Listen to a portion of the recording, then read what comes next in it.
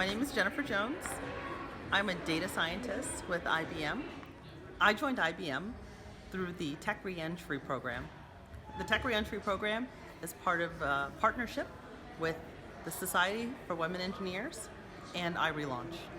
So unlike many engineers, I am not an engineer by training. I had to teach myself how to code.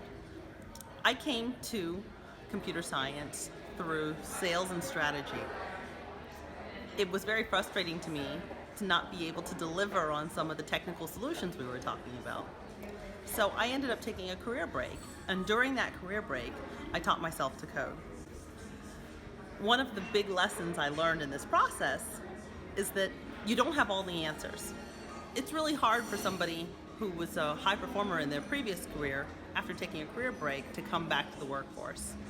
One of the challenges I had as a self-taught programmer was that some of the skills I had acquired on my own didn't exactly translate into big data.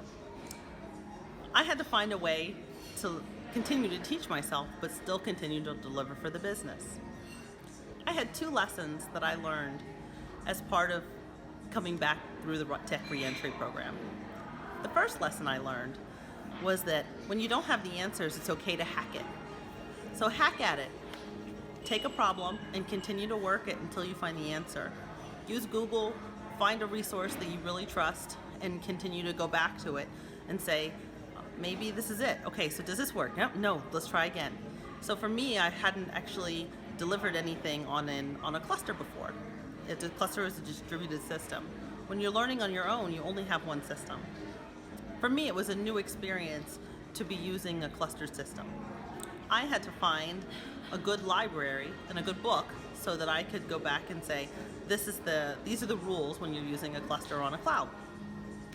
For me, I had to continue to hack that problem using my trusted sources in order to get to the answer.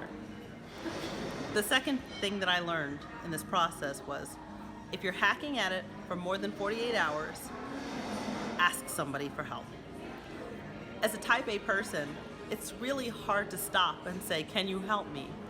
You think you might have all the answers. You don't have all the answers. You have to find someone you trust to be able to say, I've been working at this problem for 2 days and I can't get through. Can you help me?